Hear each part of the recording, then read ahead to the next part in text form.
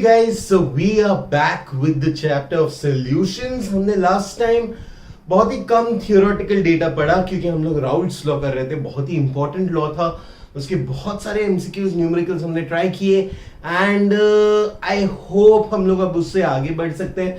We can go to the next level of that. We also understood between two types of solutions. One with the volatile solute and one with the non-volatile solute. Okay. What we are going to learn today is ideal and non-ideal solutions. Okay. So whenever आज का topic तो ये है कि ideal और non ideal solutions क्या होता है. Okay, but what is a solution and what happens when a solution is created, right? So what happens when a solvent A and a solute B is mixed? What are the things that can happen? What are the things that can happen? Okay. So in a solution, okay, we are going to talk about the general things that changes that happen and that change. Okay, let's assume this is solution or solvent A. Okay, A hai plus there is a solvent B. All right, and then you make a larger solution AB. Okay, A B नहीं बोल सकता क्योंकि वो reacted form रहेगा. A and B का solution है. Okay, now as we spoke we always speak about everything in closed containers, right? So let's close the containers. That's okay. There will be a vapour pressure of pure liquid P naught of A. There will be a liquid P naught B and this would be P naught S. Now this P naught S would be equal to, if you remember, PA plus PB. Okay. Now what is PA? PA is the vapor pressure of A in solution. Okay, so PA can further be written as P naught A XA plus P naught B XB. This was Raoult's law, right? Now what we're going to learn is what happens in these solutions. Okay, now first thing that can happen is the volume can change. Definitely the volume changes, right? The first thing, there is always a change in volume. Or may not be a change in volume, right? The volume gets added. Okay, delta V या फिर हम लोग बात करेंगे delta V की. This is the first change. Okay, VF should theoretically be equal to V naught A plus VB, right? But sometimes it may or may not be equal. हाँ, ऐसा भी होता है. ऐसा भी हो सकता है कि VA और VB को ऐड करें. मान लो ये 30 ml है, ओके, और ये 10 ml है, तो लॉजिकली क्या होना चाहिए? 40 ml बनना चाहिए हमेशा. 30/10, 30 और 10 कितना होगा भाई? 40 ही होगा. इसमें कौन सी बड़ी बात है? लेकिन कभी कभी ऐसा भी हो सकता है कि 82 दिखे या 38 दिखे, मतलब 42 दिखे या 38 दिखे. There could be a change in volume. So इसीलिए हम लोग बात करते हैं डेल्टा वी मिक्सिंग की. So when we mix, there could be a change in volume. There could be another thing that can happen. The second thing that could happen is delta H mixing. Now what is delta H mixing? Delta H mixing is enthalpy of mixing. Okay, enthalpy of mixing may or may not be equal to zero. मतलब may or may not be equal to zero. मतलब there might be a change in enthalpy. अब enthalpy change नहीं होना चाहिए ना logically. अगर मैं A में B डाल दूं तो मैं रिएक्ट तो नहीं कर रहा हूं, मैं रिएक्शन नहीं कर रहा हूं. तो अगर रिएक्शन नहीं होने वाला है और मैं गारंटी देता हूं, देखो सोल्यूशन है तो नॉन रिएक्टिव है. A और B एक दूसरे से रिएक्ट नहीं करेंगे, तो रिएक्ट अगर नहीं कर रहा तो यार कोई डेल्टा H होना ही नहीं चाहिए ना. In fact the H of A plus B should be equal to H of solution. मतलब पहले जितना एनर्जी था उतना ही होना चाहिए. Sometimes it is not the case. The third thing that happens is delta S. Okay. Now, have you heard about delta S ever? Okay. Delta H हमने सुना है. हर रिएक्शन का एक एंथैल्पी चेंज होता है, right? वैसे डेल्टा एस जो है that is entropy change, meaning there is a change in entropy every time there is particles that are mixed. So if I mix A with B, there is always a change in entropy. And now this change in entropy that is there, it is because randomness is there.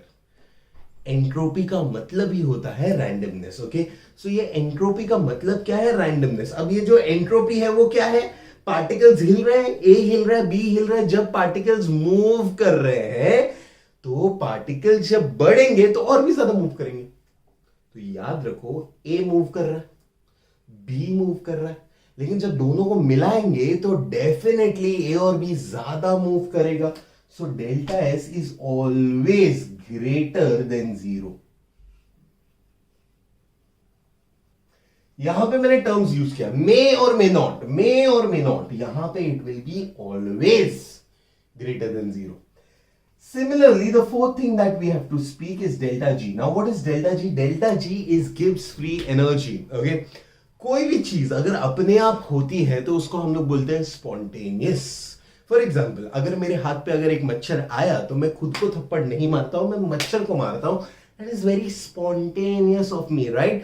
Now, this spontaneity comes from the concept of Gibbs free energy. Now, what is Gibbs free energy? उसके बारे में हम लोग thermodynamics में पढ़ेंगे या पढ़ चुके हैं, बट अभी फिलहाल डेल्टा जी को समझ के लेते हैं कि अगर कोई चीज स्पॉन्टेनियस है तो delta G is negative.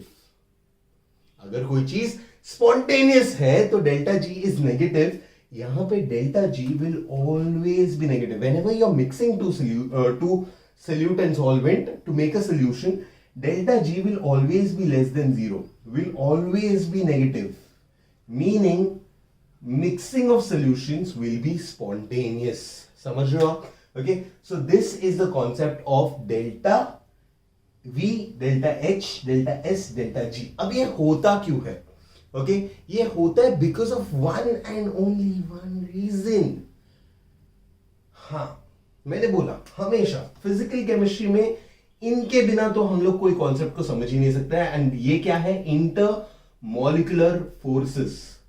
Now, what are intermolecular forces? Now, these intermolecular forces are the forces which are existing. अब देख, यहां पे A है तो यहां पे एक intermolecular force of attraction रहेगा A और A के बीच में। जैसे पानी अगर सॉल्वेंट है तो वाटर में there are types of intermolecular forces. There is hydrogen bonding, there is van der Waals forces.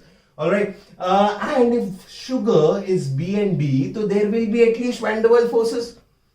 There might not be anything else, but there might be some kind of van der Waals forces. Hydrogen bonding शायद नहीं हो या फिर हम लोग यहाँ पे example लेते हैं इथेनॉल का, तो ethanol also has hydrogen bonding. So when I से इंटरमॉलिक्यूलर फोर्सेस चेंज होंगे, क्यों होंगे? क्योंकि पहले इनिशियली क्या था? ए और ए था, बी और बी था, लेकिन जब तुमने मिक्स किया तो इट मे और may not be equal to the interaction of A and B. For example, अगर तुमने पानी और अल्कोहल डाला तो ए और बी का इंटरैक्शन माइट बी स्ट्रॉन्ग और माइट बी वीकर। सो अगर इंटरैक्शंस बढ़े या इंटरैक्शंस कम हुए तो चेंजेस आएंगे, तो इनमें फर्क पड़ेगा। This all happens, all of this 1 2 3 4 happens only and only because of intermolecular forces. Okay, now if the molecular forces are equal, if they are equal, then I will say they are ideal solutions. But if they are not equal, then I will say they are non-ideal solution. Okay, ये बस हमको समझना है। अब तक मैंने कोई topic को सिखाया नहीं है, बस मैंने बताया कि ये सारे चेंजेस होते हैं। वॉल्यूम चेंज होता है, एंथैल्पी चेंज होती है, एंट्रोपी चेंज होती है और गिब्स एनर्जी चेंज होती है। ओके, हम लोग अब पढ़ेंगे आइडियल और नॉन आइडियल सोल्यूशन को।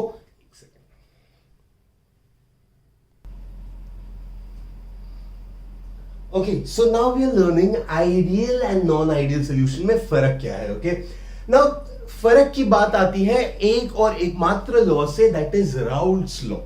जैसे universal gas law explained whether the gas is ideal और non ideal, similarly here the explanation is given by Raoult's law. So that is why it is so important. Okay, so ideal gas is a gas which follows the Raoult law, okay, or obeys the Raoult's law.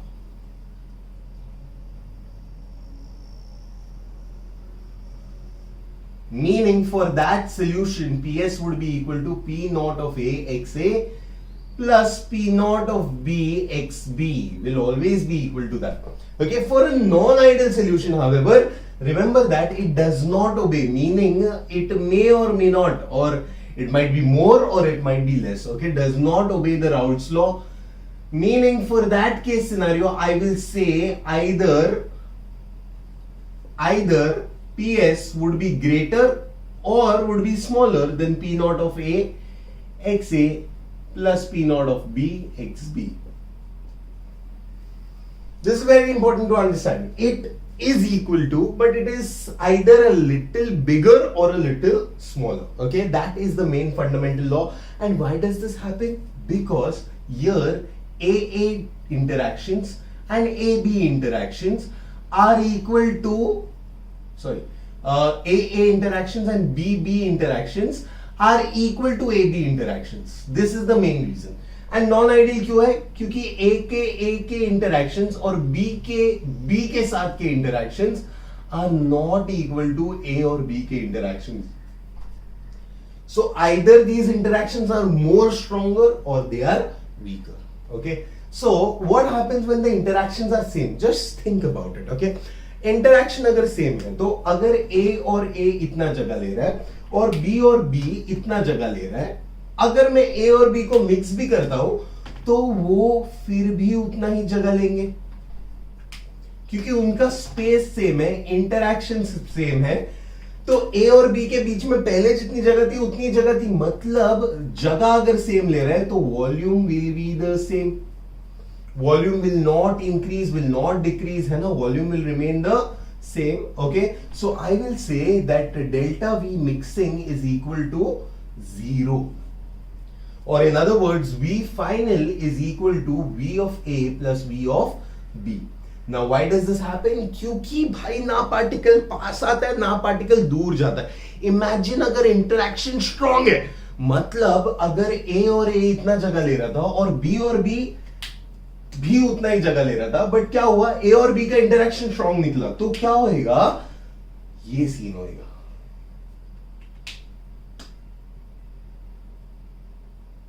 तो पहले इतना जो जगह ले रहा था वो अब इतने से जगह में कवर हो गया, because the interactions might be strong. और if the interactions are weak, मतलब they are repelling each other, मतलब क्या होएगा? वो दूर जाएगा, ज्यादा जगह लेगा।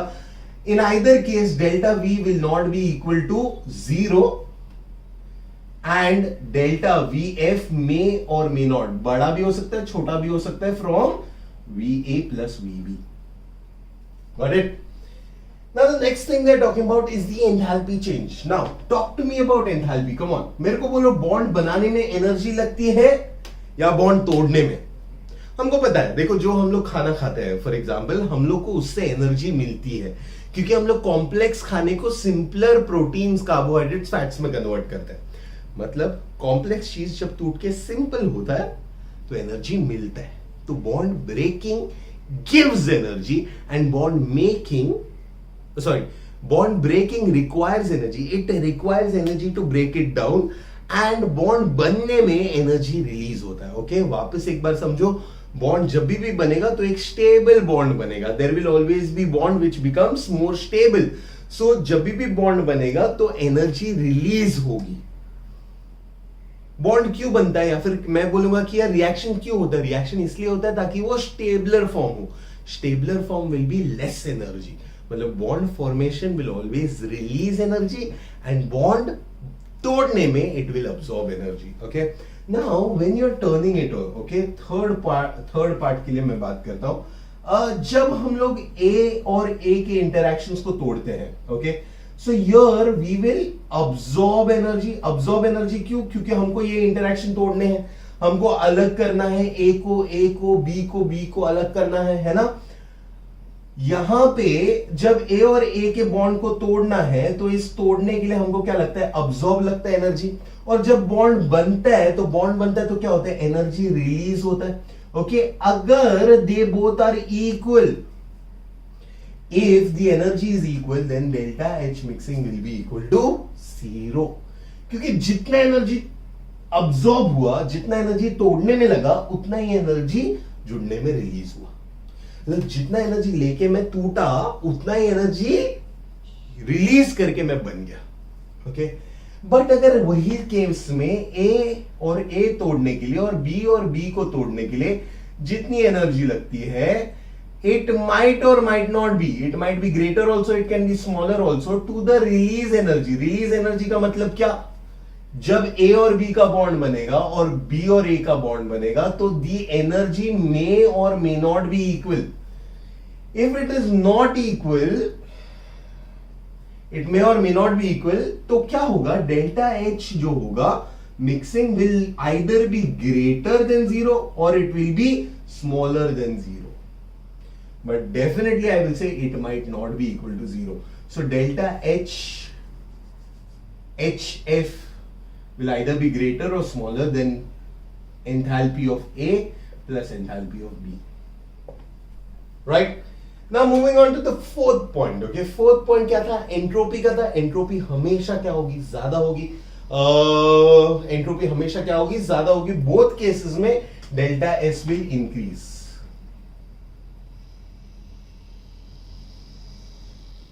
सो डेल्टा एस का वैल्यू हमेशा क्या आएगा? पॉजिटिव आएगा. और डेल्टा जी जो है will always be negative. Okay, will be negative मतलब डेल्टा जी क्या होने वाला है? कम होने वाला है. ओके, लेस होने वाला है, डिक्रीज होने वाला है. यहां पे मतलब ये रिएक्शन हमेशा स्पॉन्टेनियस हो रहा है. These are the three main differences. These are the three main differences. Now with the differences we need to understand the examples. Okay, now example जब मैं बोलूं तो ये कैसे सॉल्यूशंस होंगे जहां पे interactions are same. Interactions are same मतलब the molecules need to be same. Okay, the most commonly used example are usually benzene and toluene. Okay, why? Because this is C6H6 and this is C6H5CH3. Basic क्या फंडा है कि एक H को हटा के एक CH3 ग्रुप को ऐड किया. हाँ, डिफरेंस है बट पोलैरिटी सेम है, साइज लगभग सेम है. तो इसीलिए हम लोग बोलेंगे ये एक एग्जांपल हो सकता है. या तो फिर more popular example is also N-hexane and N-heptane. Both are non polar है ना, दोनों भी non polar solution, non polar है. And in fact their sizes also is the same, so both are non-polar, size also same, so there will be interactions will be also same. It could be an example where we can take CH3Cl and we can take CH3Br. Similar polarities है, chlorine negative रहेगा, bromine negative रहेगा, size भी लगभग same रहेगा, so this is a good example.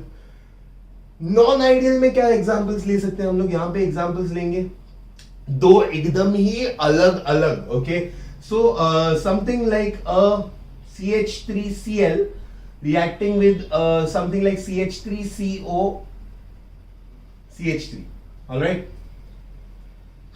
CH3Cl या फिर let's make it very negative, chloroform लेते हैं, CHCl3 ले लेते हैं. ओके, CHCl3 क्या रहेगा? CH रहेगा, यहाँ पे क्लोरीन रहेगा, क्लोरीन रहेगा, क्लोरीन रहेगा. क्या होगा? क्लोरीन इलेक्ट्रॉन खींचेगा.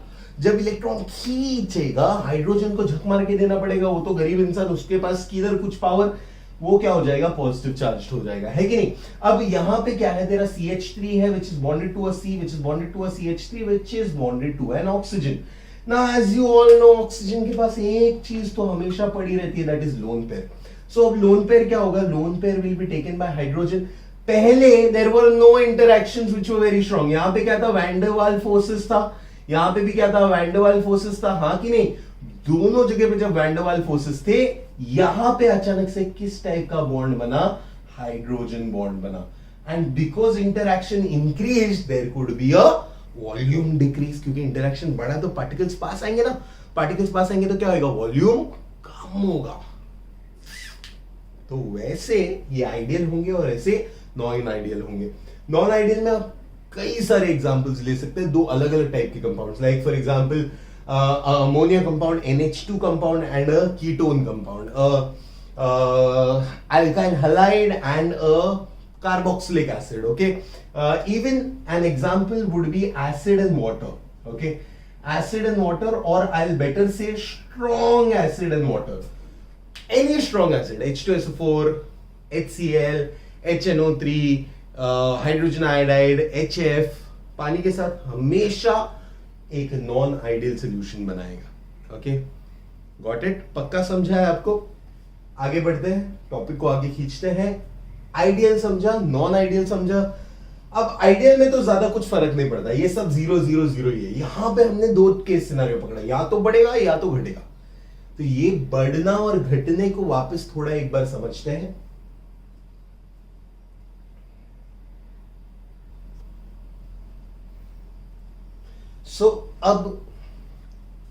अब अगले टॉपिक पे जाते हैं, that is the deviation that is seen. Okay, हमने पढ़ा था कि आइडियल गैस जो है वो भी डिविएट करता है from the universal gas law. हाँ, डिविएट करता है, but there could be a compressibility factor like Z। अब वो Z कभी कभी क्या होता है, ज्यादा होता है, Z कभी कभी कम भी होता है। Okay, Z can be greater then 1 और it can be less then 1। So in that same तरीका we are going to get two types of solutions, that is a positive deviation and a negative deviation। तो पहले हम लोग negative deviation की बात करेंगे और फिर हम लोग पॉजिटिव डिविएशन की बात करेंगे, ठीक है। नेगेटिव डिविएशन का मतलब यह है कि नेगेटिव डिविएशन मतलब सब कुछ would be less than 0। Okay, negative का मतलब ही क्या है, less than 0। Okay, all the things that we studied would be less than 0। And here it would be more than 0, meaning all the deviations would be in the positive direction. Okay, now in order for everything to go less than 0, the interactions are stronger. ये याद रखना, अगर negative deviation है तो या तो interaction बढ़ रहे हैं या तो interactions are stronger. At the same time if the interactions are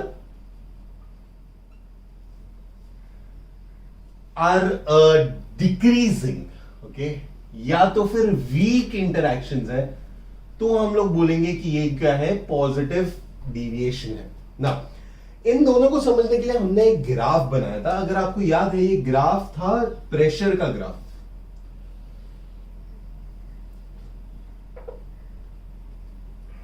Let's assume this is as pressure of याद है हमने स्टार्ट तो इससे किया था।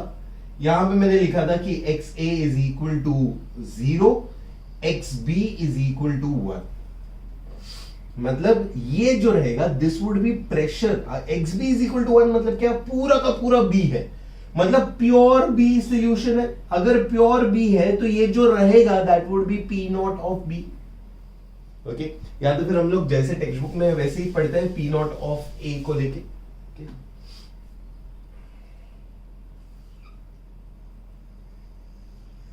ओके, यहां पे क्या होगा, XA would be equal to 0, XB would be equal to 1, या फिर हम लोग ये पढ़ लेते हैं XA is equal to 1, XB is equal to 0। Alright, so if XA is equal to 1, this means this is a pure liquid A at this mole fraction।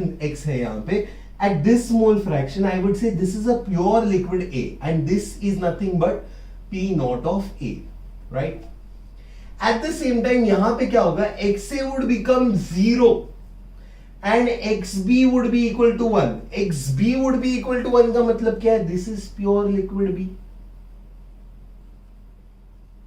So if it's pure liquid B, this is nothing but P naught of B। Alright, अब अगर आप logically सोचो, अगर XA is equal to 1 रहेगा मतलब P XB is equal to क्या, 0। तो बताओ PB क्या रहेगा, PB is equal to, if you remember PA and PB का फॉर्मूला अगर हम लोग लिखे तो PB is equal to XB into P naught of B। P naught of B is 1000, but अगर XB इज इक्वल टू 0 तो P naught B will also be equal to 0।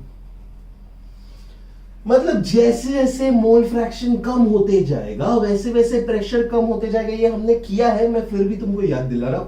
Mole fraction क्या होगा, कम होगा तो प्रेशर क्या होगा, कम होगा to a point. Mole fraction 0, pressure भी 0। प्योर लिक्विड है ना, प्योर लिक्विड में तो प्रेशर हो ही नहीं सकता। एट द सेम टाइम यहां पे भी वही सिनेरियो में बोल सकता हूं, जब प्रेशर 0 होगा तब मैं बोलूंगा XA इज इक्वल टू 0, क्योंकि this would be equal to XA P naught of A।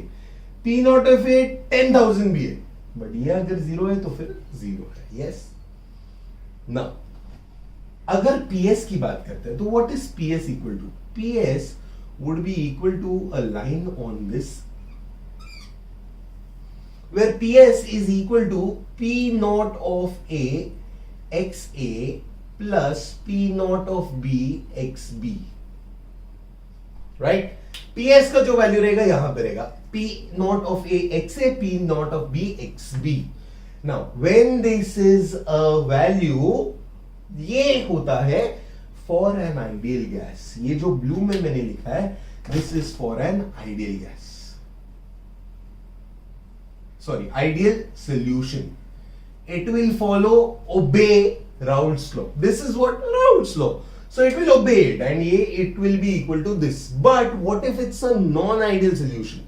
So if it's a non-ideal solution, I will use two colors from now on. This would be black and this would be, वो देखते हैं, ठीक है?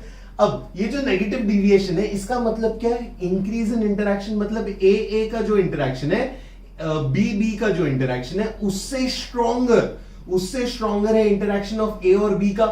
मतलब if interaction increase, ध्यान से सुनना मैं क्या बोल रहा हूं, if interaction increase, space between the particle decreases. If the space between the particle decreases, the final volume will be less. मतलब VF will be smaller than VA plus VB. So delta V is less than 0. Yes or no? Change in, ये क्या रहेगा, ये A plus B क्या रहेगा, would be let's say 10 and 30 40, and VF क्या है, 39 है. क्यों 39 है? क्योंकि इंटरेक्शंस बढ़े और पार्टिकल्स पास आए. Okay, so delta V is less than 0. Eight the same time अगर मैं बात करूं एंथैल्पी ऑफ मिक्सिंग, तो एंथैल्पी ऑफ मिक्सिंग में क्या होगा, एनर्जी. मेरे को बताओ, A और A को टूटने में एनर्जी लगेगी, B और B को टूटने में एनर्जी लगेगी. ओके, इसको टूटने में लग रही है X, इसको टूटने में लग रही है Y. ओके, ये जो A और B है ना, उसमें जो एनर्जी लगेगी that will be greater than X and Y, because the interactions are strong. Interaction strong है तो बहुत जल्दी बॉन्ड बनेगा, तो क्या होगा, ज्यादा स्टेबल होगा, ज्यादा एनर्जी रिलीज होगा.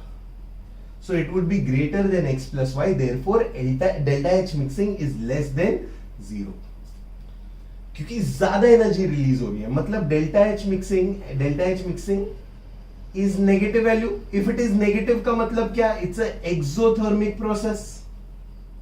I hope आपको पता हो ये exothermic process. अब मेरे को बोलो इसका फर्क क्या है, इससे क्या प्रॉब्लम होगा अगर इंटरेक्शन इंक्रीज हो रहा है. if interactions increase, meaning the particles have a stronger bond with each other. So if there is a strong bond, particles will not evaporate, and if the particles do not vaporize, what will happen? Vapor pressure will decrease. So here if you add pure A में थोड़ा सा भी तू B add करेगा तो XA थोड़ा कम होगा 1 से और XB थोड़ा बढ़ेगा 1 से, लेकिन जो वैल्यू रहेगा that will be a lower value. मतलब ये जो है वो कुछ ऐसा होगा. Okay, and the maximum distance, this is delta VP. The maximum distance will be at 0.5 and 0.5. Why? Because most interaction, सबसे ज्यादा interaction सब हो रहे हैं जहां पे A भी आधा है और B भी आधा है, और A और B आधे आधे है, मतलब क्या इंटरेक्शंस बढ़ गए, स्ट्रॉन्गर इंटरेक्शन ज्यादा हो गए, इसीलिए सबसे ज्यादा ये है. इसको बोलते हैं हम लोग negative deviation. At the same time, there will be a positive deviation that we have to learn. Now, positive deviation कब होता है? जब interaction decrease हो रहा है. Interaction decrease हो रहा है मतलब क्या? A और A का एक interaction है, B और B का interaction है, but A और B का जो interaction है, it is a weaker interaction, meaning the interaction क्या हो रहा है? Decrease हो रहा है. अगर interaction decrease हो रहा है तो क्या होगा? ये जो है, ये वाले bonds है, वो interaction ज्यादा है और ये interactions कम है, मतलब repulsion हो रहा है almost. So, अगर रिपल्शन हो रहा है मतलब इंटरेक्शन कम है तो स्पेस बढ़ जाएगा, तो volume, final volume will be larger, मतलब 30 + 10 40 होना चाहिए, बट 42 हो गया.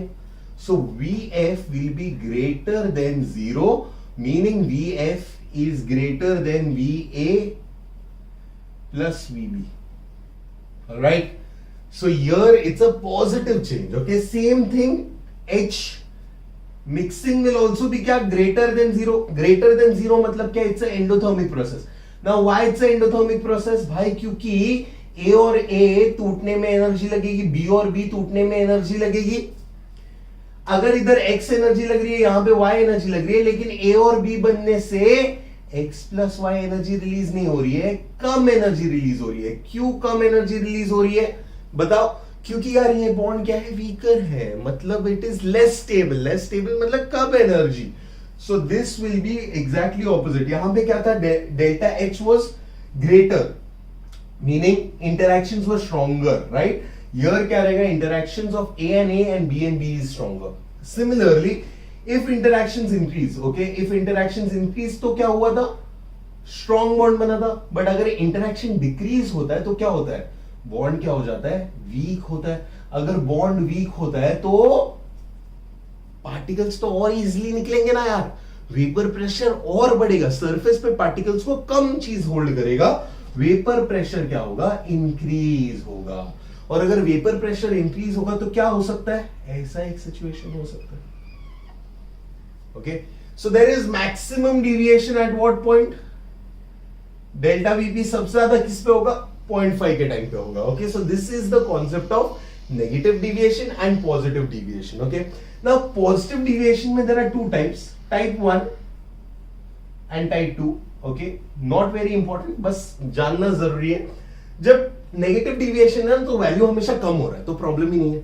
लेकिन जब पॉजिटिव डिविएशन है तो ऐसा हो रहा है कि वैल्यू बढ़ रहा है.